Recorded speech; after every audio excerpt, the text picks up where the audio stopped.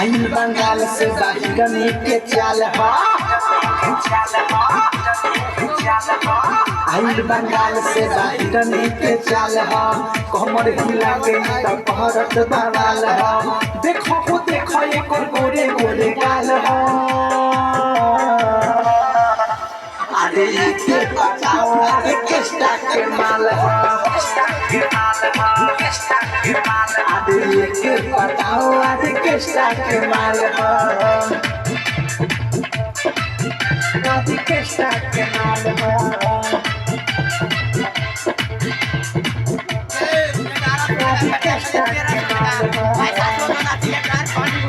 अरे किसका के माल हा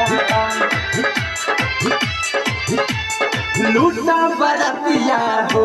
तुम्हारा जहाज के रतिया हो देखो ना अपने दिखावे घूम के चोली के पतिया हो लूटा बरतिया हो तुम्हारा जहाज के रतिया हो